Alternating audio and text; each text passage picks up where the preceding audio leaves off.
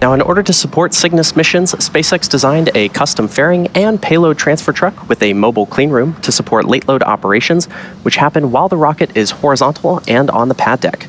Late load refers to loading cargo in the final hours before launch and after the spacecraft has already been encapsulated within the payload fairing. Now, with 8 minutes and 24 seconds to go, we continue to be go for launch, and we'll continue to provide updates on the weather as we get closer to T0. For now, let's head back to Courtney for a closer look at the science on today's mission. Yeah, Zachary, we are at the T-minus 8 minutes and counting to the launch of the Falcon 9 rocket and the Northrop Grumman Cygnus cargo craft, which is delivering roughly 4 tons of supplies and science experiments to the International Space Station. Now, science is the prime focus for crews living and working on the station, and today's delivery run aims to observe the development of blood vessels and engineered liver tissue, evaluate liquid and gas flow through porous media, demonstrate the production of many bloodstream and immune stem cells, and much more. Let's take a quick look at the science aboard Cygnus. Northrop Grumman is set to launch its 21st commercial resupply services mission to the International Space Station, carrying science to further NASA's missions to deep space and benefit life on Earth. A packed bed reactor will test how microgravity affects the simultaneous movement of gases and liquids. Results will aid the design of various space systems, including life support systems. Researchers will continue testing a technology to produce stem cells in space, aiming to improve outcomes for patients with certain blood diseases, autoimmune disorders, and cancers. Microscopic organisms will travel to station to provide crucial insights into how spaceflight affects the ability of damaged DNA to repair itself. Demonstrations are educational videos demonstrating STEM topics in space for students on Earth. For this mission, astronauts will use a balloon, a penny, and a hex nut to examine centripetal force. Discover more about all of the science making the journey to the orbiting lab at nasa.gov/ISS-science.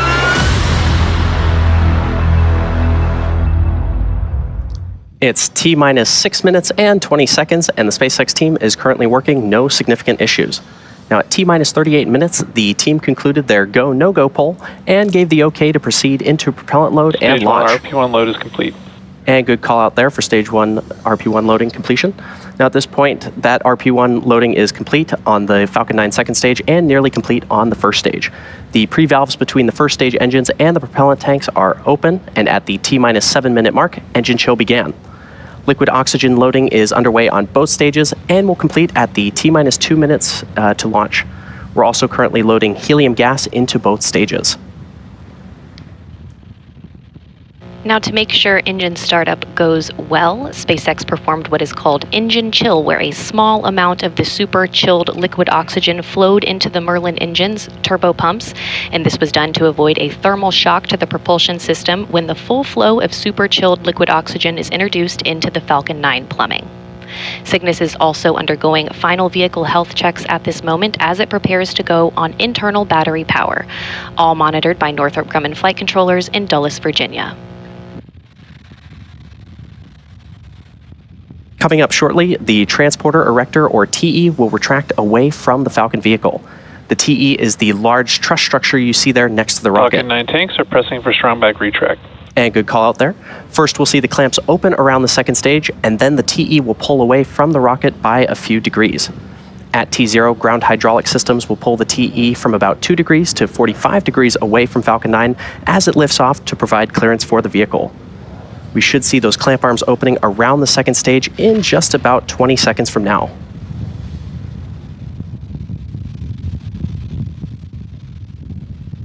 Strong back lower has started. And good call out there. Falcon 9's fuel consists of both a propellant and an oxidizer. For our Falcon vehicles, we use a refined kerosene called Rocket Propellant 1, or RP1, and liquid oxygen, or LOX. And there you can see those clamp arms opening around the Falcon 9 second stage. We'll then start to see the strong back recline away from the vehicle.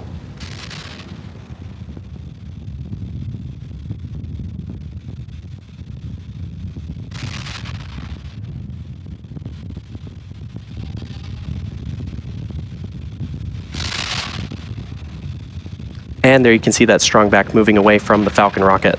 Now, you may have noticed the white clouds building around the Falcon vehicle. Those white clouds are the chilled gas above the LOX tank that we vent overboard to maintain pressure in the tank as needed. And when that vented oxygen comes out into the warm Florida air, it condenses into clouds.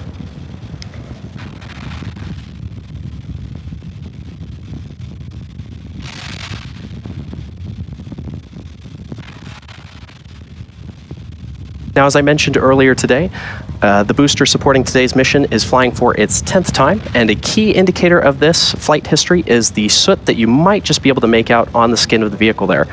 This soot comes from the carbon-based fuel of the rocket that gets deposited onto the body of the vehicle during re-entry through the Earth's atmosphere.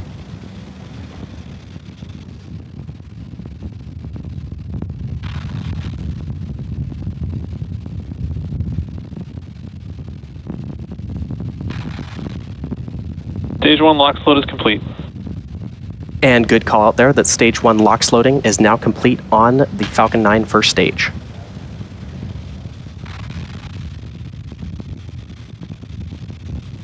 Now checkouts of the second stage thrust vector control actuators are underway. This is referred to as an engine gimbal or wiggle test. This is when SpaceX moves the nozzles ever so slightly to make sure that the guidance hardware is acceptable for flight. SpaceX does the same checkouts on the first stage engines, and that happens just seconds before ignition.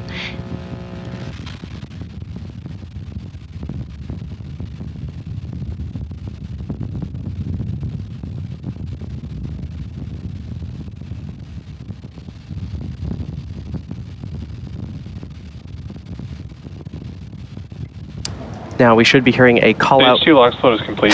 And there's that call out right there for Stage 2 LOX loading completion.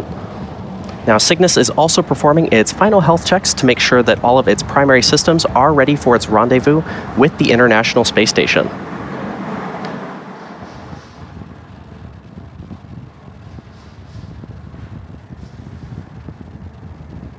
And as I mentioned earlier, those white clouds you see around the vehicle are complete. Gas launch closeouts has started. Good call out there. Those white clouds are completely normal and are just the chilled gas above the LOX tank that we vent overboard to maintain pressure in the tank as needed. Now, coming up in about 15 seconds from now, we should hear the call out that Falcon 9 will be in startup, which will mean that the rocket's launch computers will have taken over the count.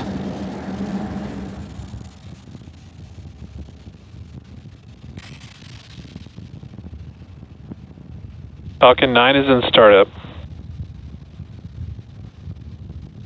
And there's the call. Falcon 9 is now in startup. Cygnus is transitioning to internal power, and the Falcon 9 computers are in final pre-launch checks, instructing the rocket through the final seconds before liftoff. Both stages are now being pressurized for launch, and the range remains go for launch.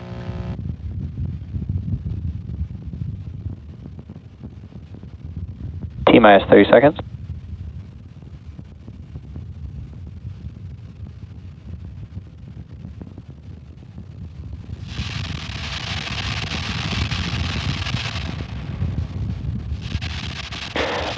Seconds.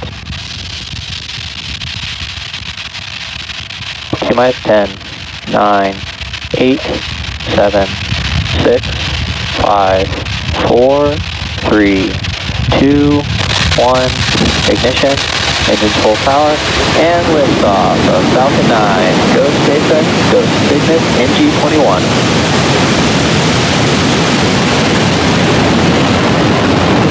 Falcon 9 and Cygnus take flight. The SS Dick Scobie is en route to the International Space Station.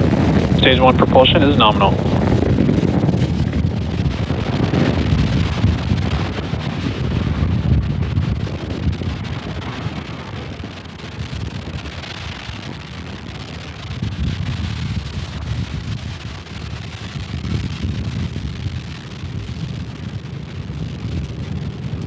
As you saw, successful liftoff from Space Launch Complex 40. Power and telemetry nominal. Good call out there. Coming up in just about 20 seconds from now, we should hear a call out for Max Q. The vehicle passes through Max Q, or the point of maximum aerodynamic pressure, when the increasing speed of Falcon and the decreasing air density combine to create... Falcon 9 is supersonic. Combine to create maximum aerodynamic pressure. And good call out there.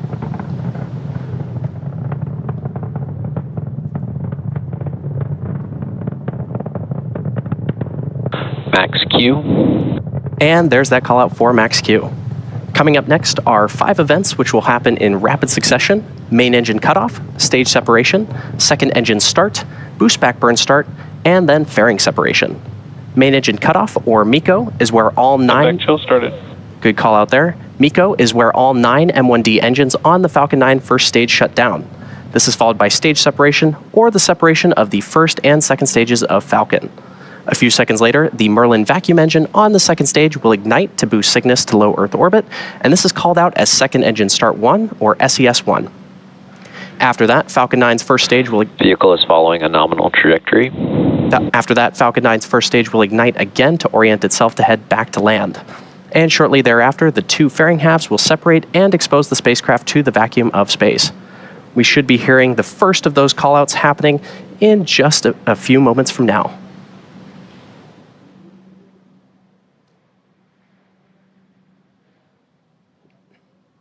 Main engine cutoff. Stage separation confirmed. MVAC ignition. Stage 1 boost back startup.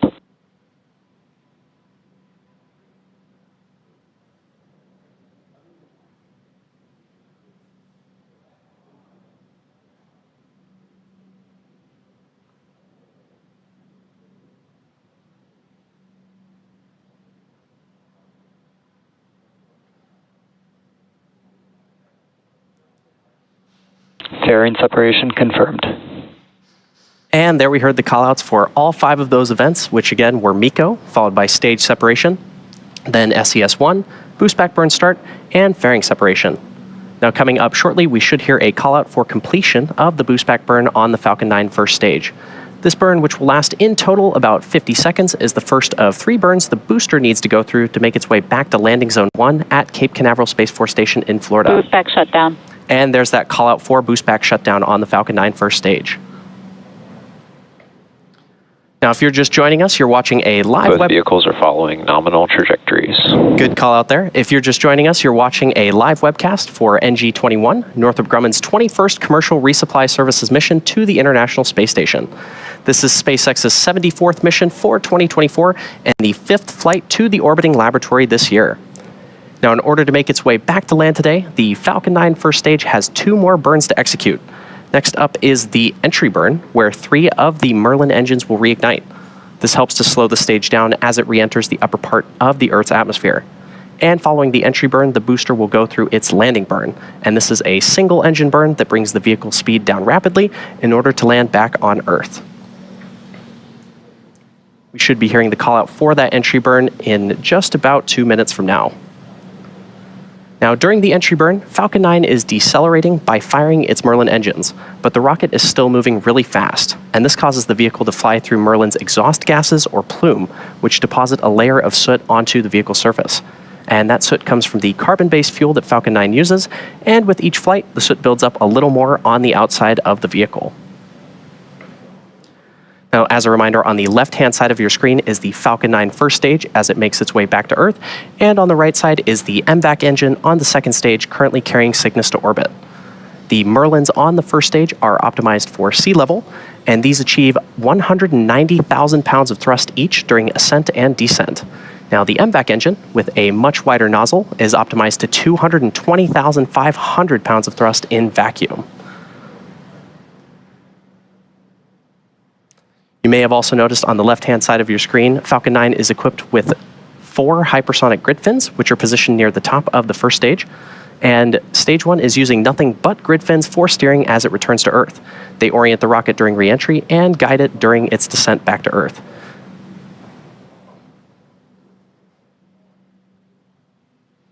Beautiful views of the MVAC engine currently carrying the Cygnus spacecraft to orbit.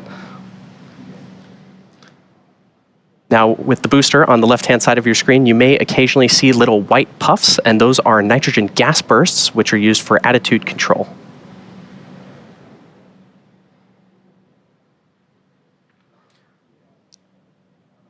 We should be hearing that call out for the entry burn of the Falcon 9 first stage in just about 10 seconds from now. Now, Both vehicles continue to follow nominal trajectories. good call out there. Now that entry burn will be for the first stage, which is on the left-hand side of your screen. Stage 1 entry burn startup. And good call out there for entry burn startup on the Falcon 9 first stage.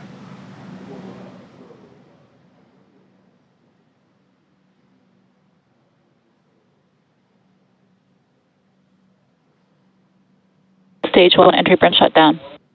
And there's that call out. Stage 1 FTS has safed. And there's that call out for entry burn shutdown on the Falcon 9 first stage.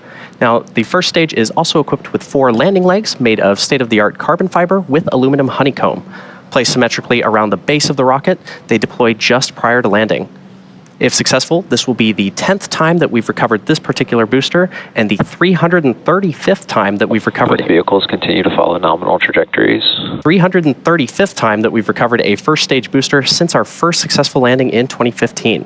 And we did have a good call out there for vehicles following nominal Stage 1 trajectories. transonic. Amazing view of the Falcon 9 booster as it makes its way back to landing zone 1 at Cape Canaveral Space Force Station in Florida.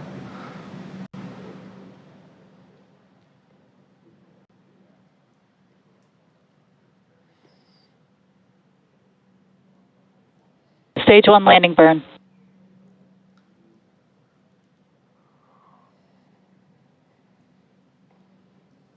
Landing leg deploy.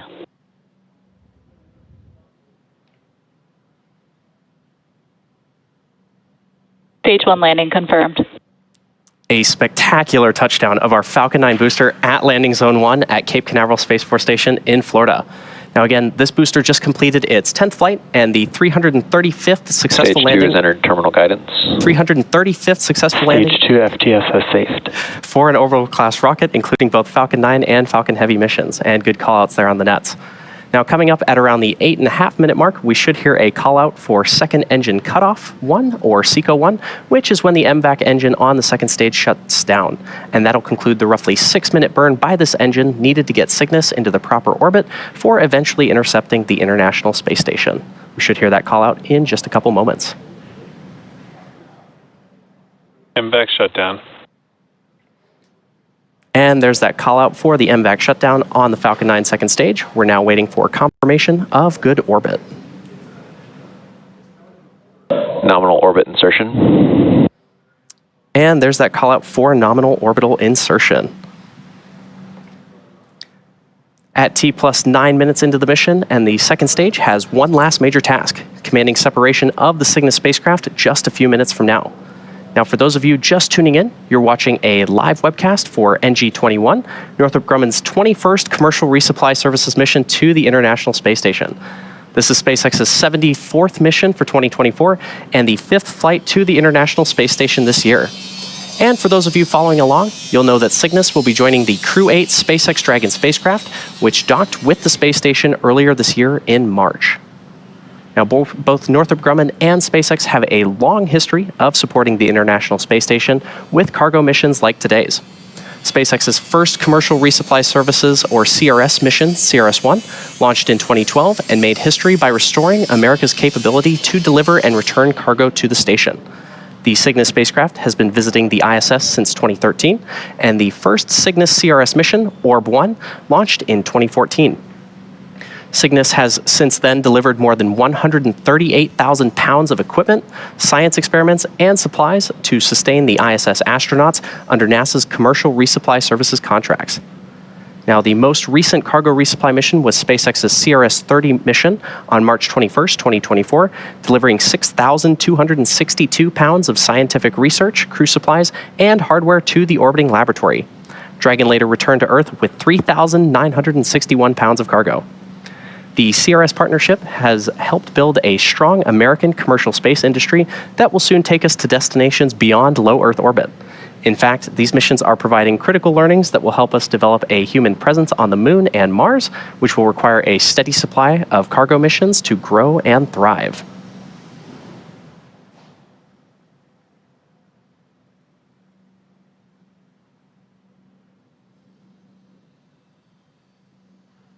Now, Cygnus refers to the constellation that is visible in the northern night sky.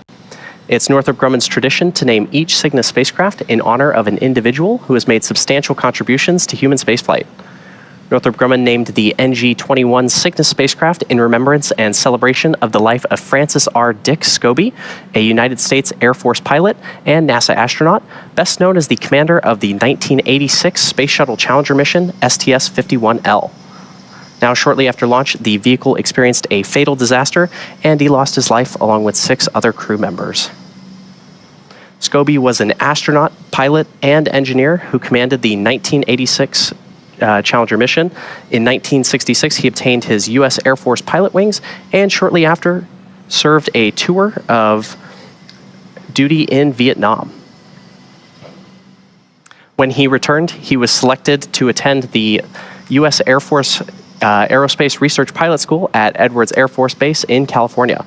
And over the next several years, he served as a test pilot, logging more than 6,500 hours of flying time in 45 different types of aircraft.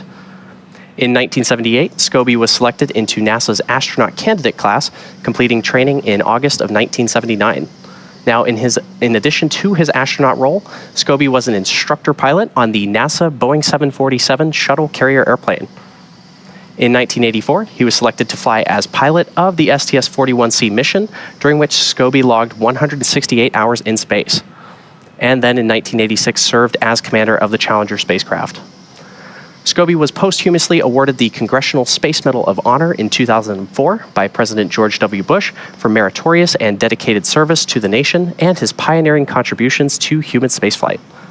Commander Scobie is memorialized all over the country, including at an exhibit at the National Medal of Honor Heritage Center and at Arlington National Cemetery, where the 7 Challenger crew members are honored for their incredible courage.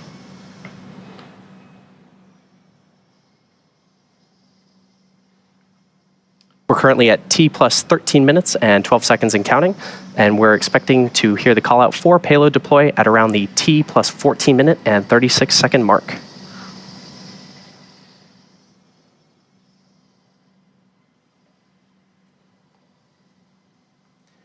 As a reminder, this is SpaceX's 5th mission headed to the International Space Station so far this year, following Crew 8, CRS-30, NG-20, and AX-3.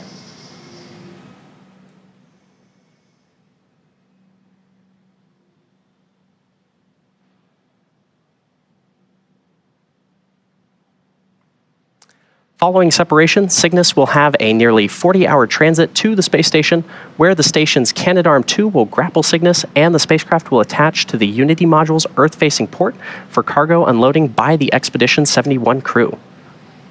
We should be hearing that call out for payload deployment in just about 25 seconds from now.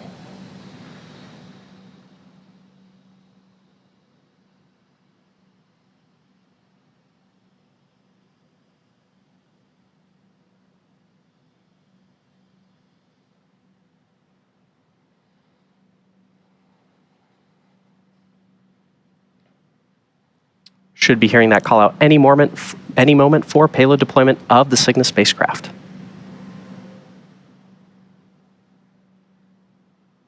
Cygnus deploy confirmed. And there you have it, a successful spacecraft separation. The Cygnus spacecraft is now on its way to the International Space Station, and as mentioned, is expected to arrive about 40 hours from now. And with successful separation, that's going to do it for me here in Hawthorne. Be sure to check spacex.com/launches for a schedule of our upcoming missions. In the meantime, Courtney, what's next for Cygnus? Thanks, Zachary, and welcome back into the International Space Station Flight Control Room here at the Johnson Space Center. Next up will be the deployment of Cygnus's solar arrays, scheduled to begin at about 2.5 hours after launch, and it should take about 48 minutes to be completed. Once those arrays are deployed, we will provide an update on the station blog with the latest news. But joining me now on the phone is Bill Spetch, the Operations Integration Manager for the International Space Station program. Bill, thanks for joining us, and how significant was today's launch as partners collaborated to send Cygnus on its way to the station?